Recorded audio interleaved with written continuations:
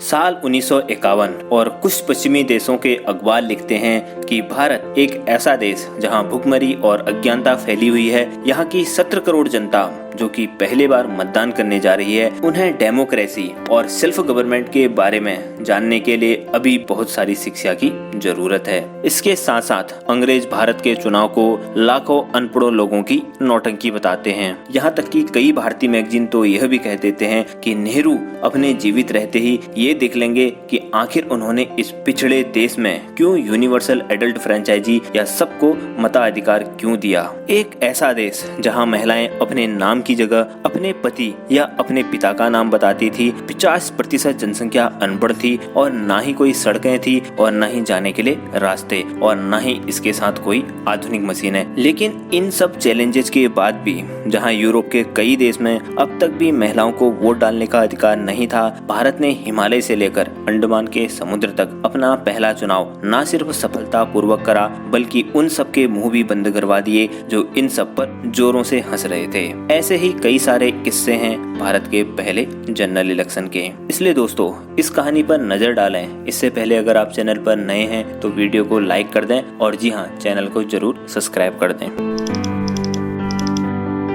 15 अगस्त 1947 को भारत आजाद हो जाता है और इस स्वतंत्र भारत को चलाया जाता है एक अंतरिम सरकार द्वारा। इसका गठन भारत की आजादी से ठीक एक साल पहले 2 सितंबर 1946 को करा जाता है। यह एक ऐसी पहली सरकार थी जिसमें कुल 14 मेंबर अलग अलग पार्टी से थे, जैसे कि कांग्रेस या फिर मुस्लिम लीग से। भारत की आजादी के बाद इस सरकार के पास शॉर्ट टर्म से लेकर लॉन्ग टर्म के लिए कई सारे महत्वपूर्ण काम थे, जिनमें से एक महत्वपूर्ण काम था पूरे भारत में लोकसभा सहित राज्यों की विधानसभा में चुनाव करवाना, क्योंकि जो अंतरिम सरकार थी वह देश की जनता के द्वारा चुनी हुई नहीं थी। इस अंतरिम सरकार को कुछ समय तक के लिए संविधान सभा के द्वारा साल 1946 में चुना गया था। इस अंतरिम सरकार में प्रधानमंत्री थे पंडित जवाहरलाल नेहरू और होम मिनिस्टर थे सरदार पटेल। लेकिन सरदार पटेल की साल 1950 में ही मृत्यु हो जाती है। इसके साथ ही इस सरकार में कुछ ऐसे नेता भी थे जो नेहरू की रणनीतियों से नाखुश थे।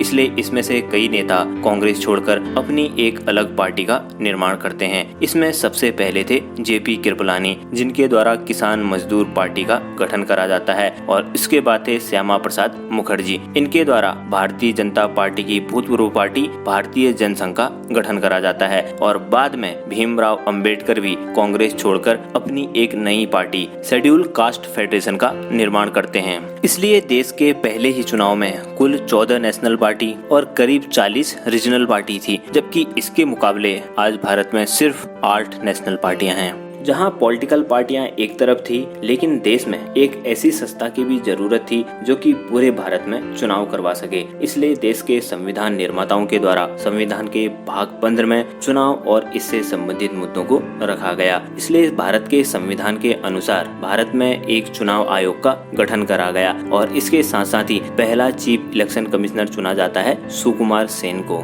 जो कि भारत के पहले चुनाव के मुख्य हीरो भी रहे। ये वेस्ट बंगाल से बिलोंग करते थे। महज 22 साल की उम्र में ही वे इंडियन सिविल सर्विसेज में चयनित हो जाते हैं। इसके बाद साल 1947 में वे बंगाल के चीफ सेक्रेटरी बन जाते हैं। इसके साथ ही वे मैथमेटिक्स में गोल्ड मेडलिस्ट भी थे, इसलिए उन्हें भारत सरकार द्वारा पहला चीफ इलेक्शन कमिश्नर बनाया जाता है। इसके साथ साथ ही भारत में कैसे इलेक्शन होंगे, उनकी रूपरेखा क्या रहेगी या फिर उनकी कार्यप्रणाली क्या होगी, इसके लिए पार्लियामेंट द्वारा 2 कानून पास करे गए, रिप्रेजेंटेशन ऑफ पीपल एक्ट 1950 और रिप्रेजेंटेशन ऑफ पीपल एक्ट 1951। जहां एक तरफ भारत सरकार द्वारा डिसाइड करा जाता है कि यूनिवर्सल एडल्ट फ्रेंचाइजी के बेस पर वोटिंग होगी, या ये कहें कि सभी वे लोग वोट डाल सकते थे जिनकी उम्र 21 साल से अधिक थी। वहीं कई सारी ऐसी वेस्टर्न कंट्रीज थी जिनमें सिर्फ या तो अमीरों को ही वोट डालने का अधिकार था या फिर सिर्फ मर्दों को ही। इसलिए कई बार वेस्टर्न मीडिया भारत का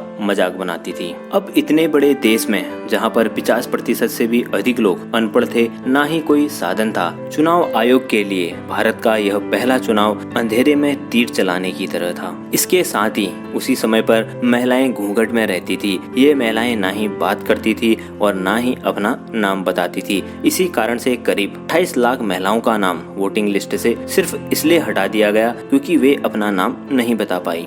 वोटिंग लिस्ट तैयार करने के लिए चुनाव आयोग के द्वारा लगभग 16,500 लोगों को 6 महीने के लिए काम पर रखा। लोगों के अनपढ़ होने के कारण इलेक्शन कमीशन के द्वारा हर पार्टी को एक चुनाव चिन्ह दिया गया, ताकि जो लोग पढ़ नहीं सकते थे वे चिन्ह से पार्टी को पहचान सकेंगे। इसके साथ साथ ही council for scientific and industrial researcher के साइंटिस्टों के द्वारा एक ऐसी इंक तैयार करी गई जो कि वोटर की उंगली पर 1 हफ्ते तक रहती थी, ताकि कोई भी व्यक्ति एक से अधिक बार वोट ना कर सके। और चौंका देने वाली बात यह है कि यह इंक आज भी भारत के चुनाव में इस्तेमाल करी जाती है। इसके साथ साथ ही भारत इस इंक को लगभग 20 से भी अधिक देशों को एक्सपोर्ट करता है। इसके साथ ही इलेक्शन कमीशन के द्वारा 20 lakh bullet proof ballot box बनाए गए और इन्हें हिमालय से लेकर दक्षिण में समुद्र तक पहुंचाया गया। लोगों को आसानी से समझ आए इसलिए भारत में पहले चुनाव में इलेक्शन कमीशन के द्वारा बैलॉट बॉक्स पर पार्टी के सिंबल पेंट करे गए। वोटर को एक बैलॉट पेपर दिया जाता था और वे इस पेपर को अपने पसंदीदा उम्मीदवार के बैलॉट बॉक्स में डाल देते थे। इसके साथ साथ लोगों में जागरूकता के लिए इलेक्शन कमीशन के द्वारा रेडियो और डॉक्यूमेंट्रीज का सहारा लिया गया। पूरे भारत में 3000 थिएटर थे और इन सभी थिएटर में इलेक्शन कमीशन के द्वारा ये सारी डॉक्यूमेंट्री दिखाई गई थी। लगभग 1900 के मध्य तक इलेक्शन कमीशन इलेक्शन करवाने के लिए तैयार था। नेहरू कांग्रेस का प्रचार करने के लिए पूरे देश में घूम रहे थे, तो वहीं कम्युनिस्ट पार्टी ऑफ इंडिया का प्रचार खुद यूएसएसआर के ताशकंद से मॉस्को रेडियो के द्वारा करा जा रहा था, क्योंकि उस समय तक यूएसएसआर जो कि आज का रशिया है वह कम्युनिज्म का कट्टर समर्थक था और वह पूरी दुनिया में कम्युनिज्म फैलाना चाहता था। इसके साथ ही भारत में कई पॉलिटिकल पार्टियां जानवरों के पीठ पर अपना चुनाव चिन्ह पेंट करवा रही थी। इन सब के बाद अब शुरुआत होती है वोटिंग की। लोकसभा और विधानसभा में कुल मिलाकर 4500 सीटों पर इलेक्शन होने वाले थे। 25 अक्टूबर 1951 को वोटिंग शुरू हो जाती है। हिमाचल प्रदेश के कल्पा जिले में श्याम शरण नेगी के द्वारा स्वतंत्र भारत का पहला वोट डाला जाता है और इसके बाद लगभग आने वाले 4 महीनों तक अलग अलग फेज में मतदान चलता रहता है। अगर पूरे भारत में वोटिंग रेशियो देखा जाए तो सबसे ज्यादा मतदान केरल के कोट्टयम सीट पर हुई थी, वहीं सबसे कम मध्य प्रदेश के रहदोल में हुई थी। पूरे देश में अशिक्षितता के बाद भी भारत के पहले चुनाव में 45% से अधिक वोटिंग हुई, वहीं महिलाओं का परसेंटेज 40% से भी अधिक था। फरवरी 1952 तक मतदान खत्म हो चुका होता है और अब बारी थी रिजल्ट की, और रिजल्ट काफी ज्यादा चौंका देने वाले थे। कांग्रेस ने 499 सीटों में से 364 सीट पर जीत हासिल करी थी, वहीं विधानसभा में कुल 2247 सीटों पर कांग्रेस विजयी रही। चौंका देने वाली बात यह थी कि कई जाने माने नाम जैसे कि भीमराव अंबेडकर नॉर्थ मुंबई से, जेपी कृपलानी फैजाबाद से और मोरारजी देसाई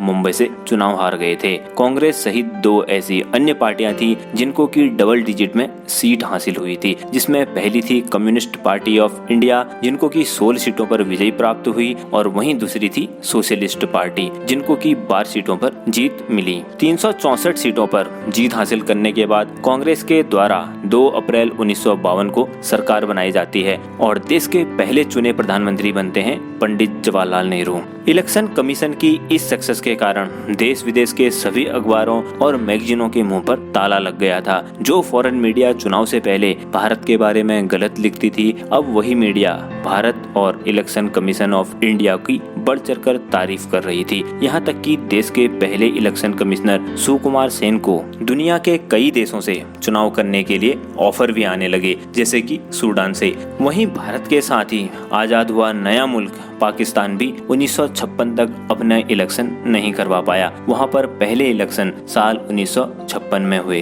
तो दोस्तों, भारत के पहले इलेक्शन की कहानी आपको यह जानकारी कैसी लगी कमेंट सेक्शन में कमेंट करके जरूर बताएं। और हाँ, अगर वीडियो पसंद आया हो तो इसे लाइक कर दें और जी हाँ, चैनल को जरूर सब्सक्राइब कर दें। जय हिंद।